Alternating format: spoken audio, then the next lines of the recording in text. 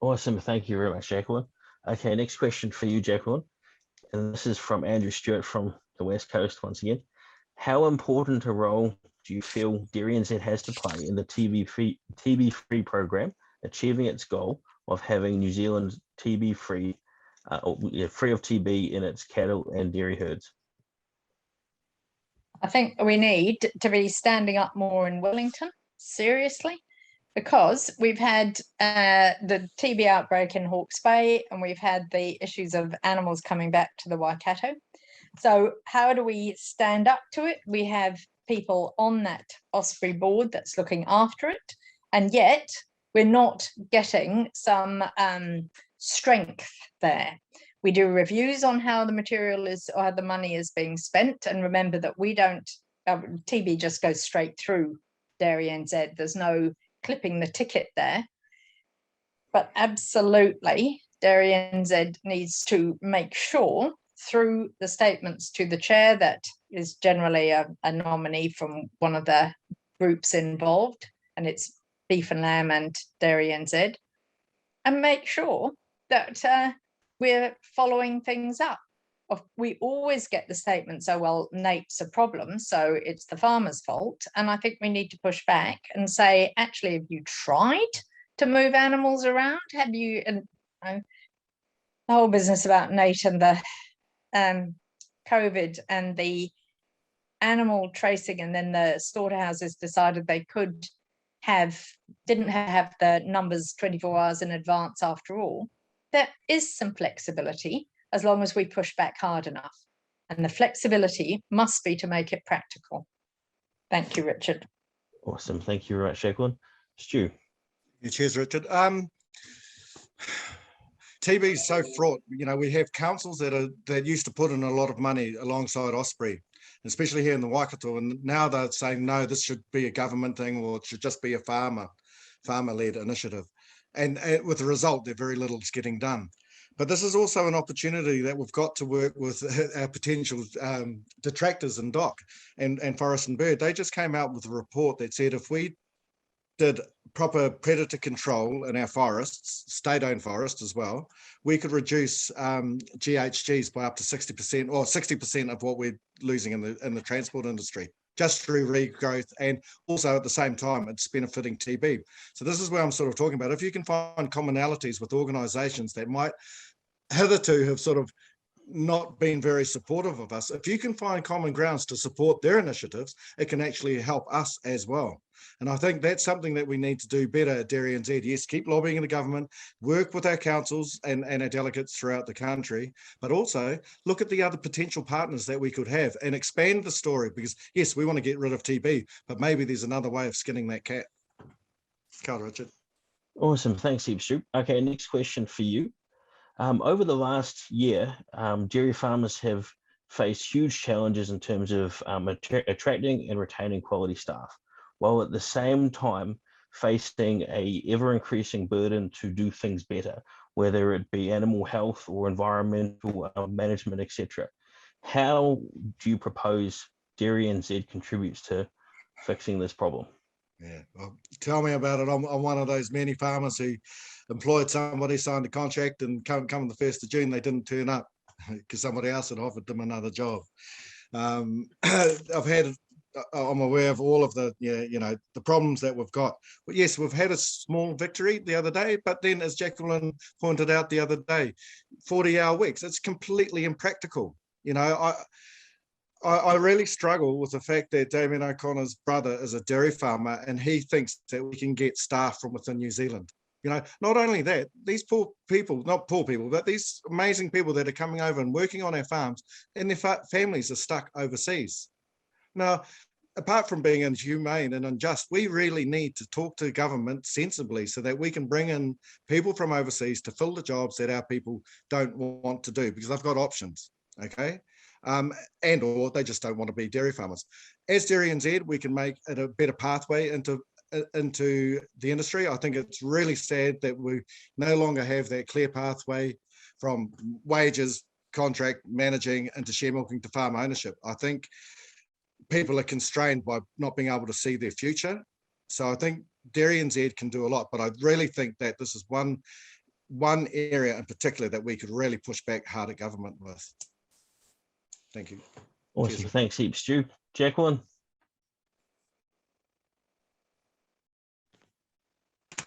Staffing is just a nightmare.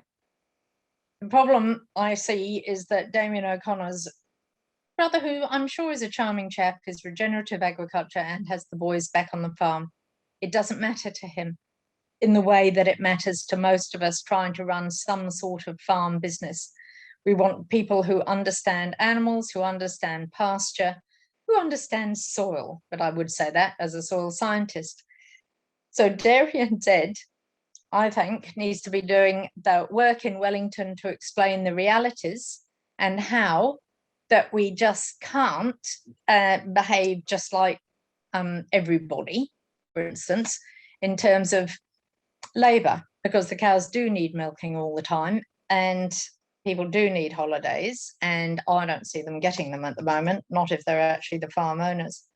So that's why I keep doing the calculations. My calculation is that the price rise that was suggested by the the inland, whatever, the people who import people, that would have been put the break-even point of milk at $7.28. Well, we're being offered only $8.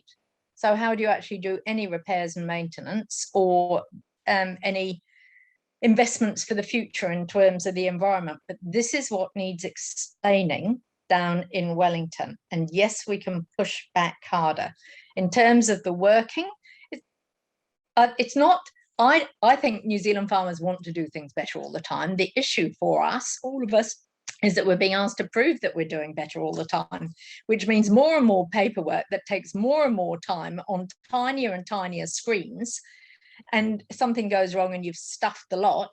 So it takes away time when you should be farming, and that is tragic. Awesome, thank you very much. And next question for you to answer first, Jacqueline. This is from Keith Holmes, once again. With farm costs going up by 6% per year, how should DNZ give confidence of an increase of a proportionate 10% per year on farm profitability, and what DNZ current activities should we ditch? Well, I'm not sure if I have privileged knowledge about what we actually fund, so I want to be careful about this. But you will have seen some announcements about projects recently that my scientific skepticism says will never actually produce the outcomes that are expected. And I'm pretty concerned that plantain, apart from it being fundamentally unpalatable at times of the year when you really want the animals to be eating it, is probably just a diuretic effect. So will it really have any effect on leaching? And how much is that costing us? And the government, which means it's costing us through taxes. And the same with regenerative agriculture. I went through some of the reasons why I'm concerned about it, and yet we're still investing it. I think we should be following up better on some of the research that we've looked at. What are the actual implications of stopping dry cow therapy? And has antibiotic use gone up in the herd following not using dry cow as you're drying them off? 10% is a lot. And it's overall, we've got to cut down the costs overall, but farm costs going up by 6%. And yes, it's fertilizer, yes, it's labor, and people keep forgetting that the minimum wage has gone up, which affects everything. So I can't, Keith, give you an answer on whether I have a confidence of an increase of a proportionate 10% per year. Some farmers will achieve it, some won't. But what we can see from the top farmer budgets each year, that is that the top farmers, and I'm looking at the quartile profitability, the top farmers don't tend to have low stocking rates, whereas the ones in the lower quartile do. There will always be exceptions to that, but in general, we can, from the economic survey, see some trends, and I'm always happy to discuss what themes there might be in top farmers. Thank you, Richard. Awesome, thanks, Jacqueline. Right, Stu. It's a question that I think we could equally put to our dairy companies because at the end of the day, they're the ones, if they've performed, then we should be okay. And when you look at what their vision is in the next 10, 20 years, it's really just getting smaller, and it's quite saddening. I think a lot of this stuff is going to come down to being more resilient, and we are resilient as farmers. We are constantly finding ways of making things work on a limited budget. The potential that we have got, and this is why I mentioned GM crops, crops that can withstand drought, crops that can produce 20 to 30% potentially better than what we are currently. There is massive potential there, but we need to have an adult conversation in this country about GM and gene editing and that kind of thing. Because while people are sitting in town thinking they're saving the world one soy latte at a time, if you look at the products, and most products that we eat, there is some genetically modified ingredient in them. But if we want to discuss this as a nation, it's like talking about the Springbok Tour or 1080. We don't seem to be able to do that. And I think innovation and research and development is going to be one of the key drivers to actually making sure that our productivity and profitability stack up in the future. Awesome. Thank you very much. Okay, question for you now, Stu. Local government New Zealand is currently facing a revolt from its regional council members based on it signing a heads of agreement with the government without a mandate from its local council members. DNZ spends quite a bit of time in Wellington talking to government and agreeing to various things on behalf of its levy payers. How do you ensure that DNZ has a mandate from its levy payers for it to agree on things with government? I need to back that up. The mandate that councils have, what mandate? What are you talking about? So the example is that local government New Zealand is facing a huge backlash from the local councils because it signed a heads of agreement with the government over the Three Waters without a mandate from them, and I believe a few of the councils have pulled their membership. So comparatively, DNZ spend a lot of time in Wellington agreeing to things with government. Yeah. How do you ensure that DNZ has a mandate to be agreeing to these things on behalf of the farmers on the ground? Well, they've got to have that mandate in the first place before they agree on anything. If it's a major, when it comes down to major issues like that, we really need to be in Wellington. But it also goes back to creating leadership throughout our industry, so that when we are on council and that we can be influencing it at that level, so it doesn't actually get to the position that it is today, where they can basically ignore the rural voice in their communities and go ahead with something that we haven't given them a mandate to do. So I suppose as the issues come up, and look, we do everything on the internet today. We can cut down a lot of expenses. If there's an issue that comes up, we can quite quickly get around our farmer base to see where we stand. And I think if we could do that and use the modern technology that we all have in our pockets, we would at least get a feel. We don't have to necessarily have an election with everything, but if we're in touch with our base farmers, we will know where they are going to be coming from. So then we can preempt those kind of idiotic things that go on that we see happening all of the time. That's how I think. If we're in touch with our grass space, we will be able to preempt things before they get to that stage. And at the same time, you need the bottom level here, the grassroots, but you also need that top level communication, people that advocate on our behalf. Awesome. Thank you very much. Jacqueline? Does that answer it? Oh, frozen. Yep. Thanks, Richard. The levy vote is the mandate. The levy vote is the mandate. When you all vote for something or vote for this election, you are giving DNZ the mandate to speak on your behalf. DNZ does consultatory rounds, just like Fonterra does, and takes them back. And you've seen that for M. bovis, for instance, and whether the levy was going to come. You've probably been alerted to the fact that there will be GHG. There were lots of essential fresh water around the traps, trying to explain what might happen and taking feedback. So does this matter? Yes, it's participation. When those people are in Wellington, they say, we've got 12,500, whatever it is now, 12,000 dairy farmers, and they voted us to be their spokesperson. So that is why just a good turnout is absolutely vital, including for these elections. Just vote, guys, vote. Then we get the regional consultation and take the material back and refocus, refarm. But there's a lot of work that's done before that on considering alternatives, and you will be seeing that in the future. But the voting is the important thing. That is the mandate. Thank you, Richard. Awesome. Thank you very much. Question from Wendy Clark.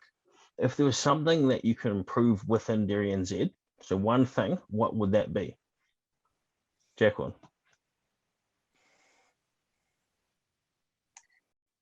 Transparency.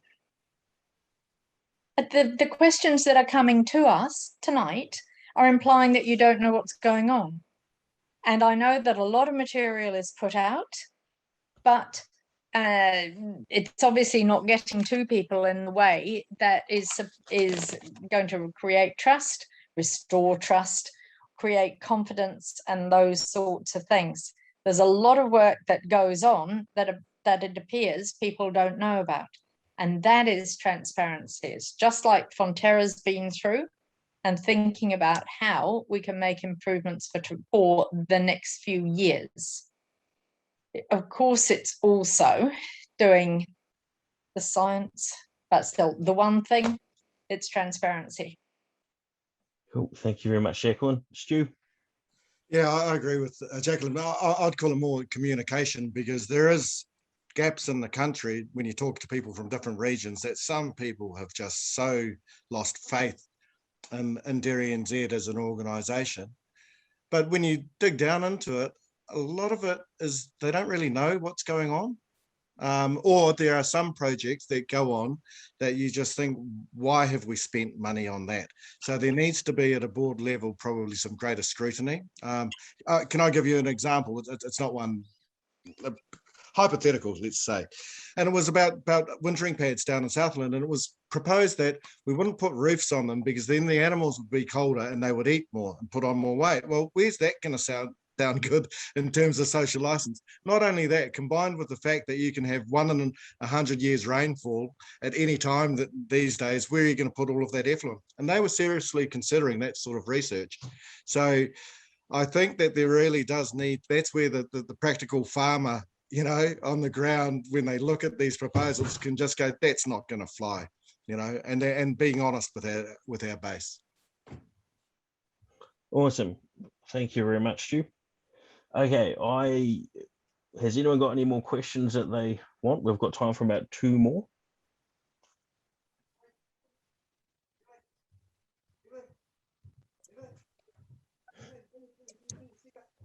Okay, so question for you, Stu.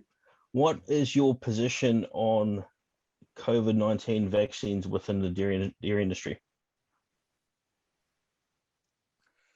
Yeah.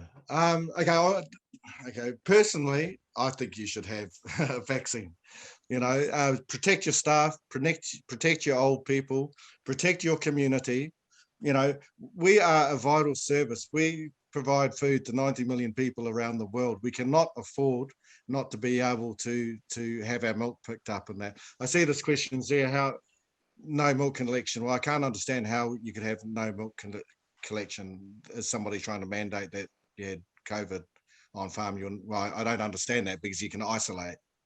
So I think, yeah, if it was me personally, I would have everyone vaccinated. That's my own personal choice. I know you can't do that, but I think when you take a job and you're dealing with the public and you're dealing with food and dealing with a vital service, you actually have a responsibility to your wider community. And if you're not willing to take that, well, maybe you should find something else to do. That's my own personal view. Cool. Thank you very much for that, Stu. Jacqueline? People in Wellington did not understand it last year when the big COVID shutdown occurred, that stopping Fonterra from picking up milk would actually have ramifications. So when they were negotiating with companies to shut them down, Fonterra was one of them. You can imagine there was a stunned silence. Now, on farm, DNZ is not an employer on farms, so farmers have to make up their own mind about what they do. I do know farms that have had COVID in their workers, and it's pretty horrid for the workers. And then they're not at work, and it creates all sorts of problems. And of course, they're very sick. So I'm with Stu in protecting others, but there is nothing that DNZ can do, because it's not employing farm workers per se, about saying mandatory. Awesome. Thank you very much for that, Jacqueline. So, question. Oh, actually, we're just got another one come up. What role does? Oh, sorry, I've just lost it again. Oh.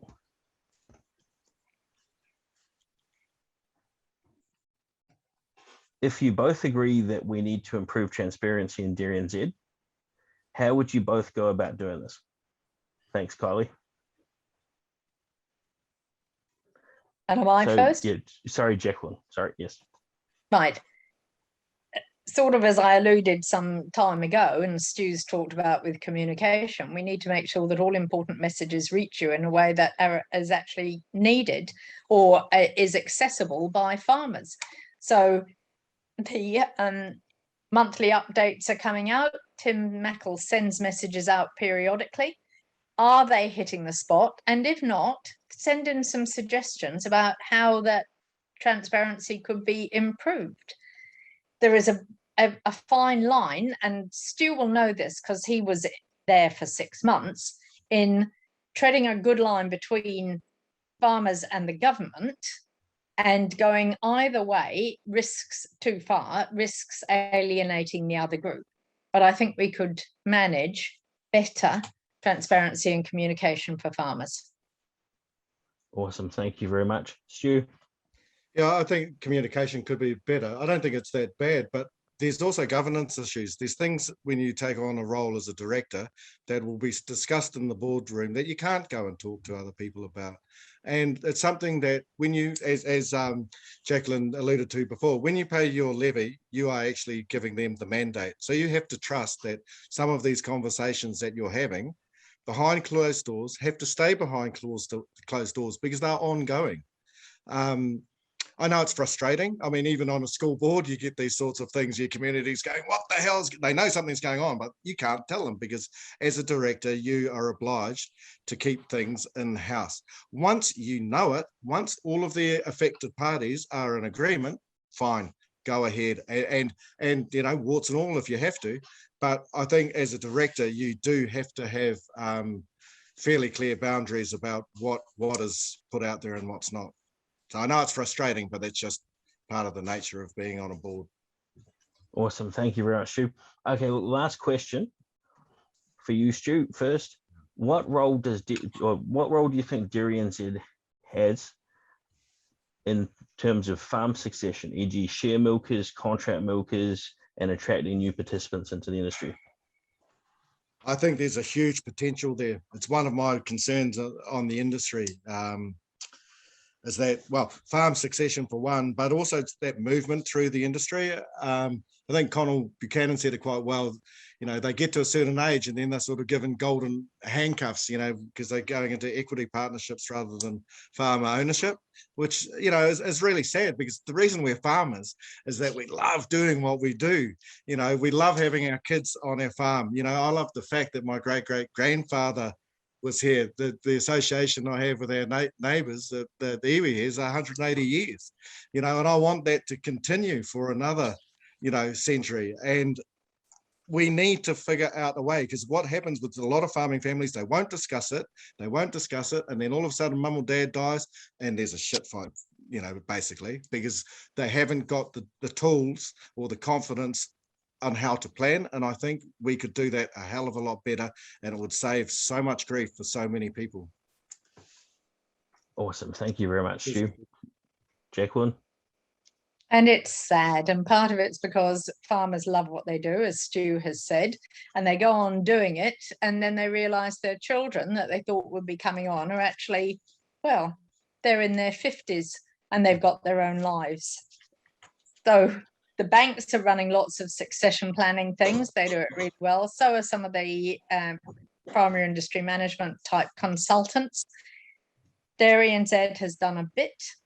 But our main thing in any succession, and I haven't taught one student that didn't want to take on a family business and make a better job. And rules and regulations will prevent anything changing. So that is a huge it's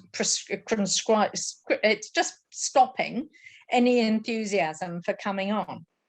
In my time of teaching, it's changed hugely. From down on the Canterbury Plains, they were all farmers' sons and daughters, into up to the Waikato after Massey, and there were people who wanted to go and be accountants and thought they'd better get a better job. They were off farms if they had some agribusiness in their CVs. They were right. But they didn't want to go farming because their mothers and their fathers said, we want a better life for you. So that's what we have to create, a vibrant business that people want to buy or inherit, and that the parents have a better life. Awesome. Thank you very much. Well, that's all we've got time for tonight, but thank you very much to all the audience, for everyone who has asked questions. I hope we've got through them all. Thank you heaps to Stu and Jacqueline, first of all, for giving us your time for this hour and allowing us to quiz you and get an understanding of your philosophies on various things. And obviously, thank you very much for standing for the DNZ board. It's great to know that we've got some very talented people who are willing to put themselves forward for these sorts of roles. It's exactly what our industry needs, and thank you very much. Thank you, Richard, Kerry, and especially Thank you. Awesome. Okay, everyone. So voting is open at the moment for the DNZ board. It closes on the 19th of October, and then the results are announced at AGM on the 20th, which is online. So don't forget to vote. You should all have your voting packs by now. If you haven't, give Tim Mackle a ring. I'm sure he'll sort it out for you. Yeah, awesome. Hey, well, thank you very much. And everyone have a good night. Thank you. Thank you. Thank you.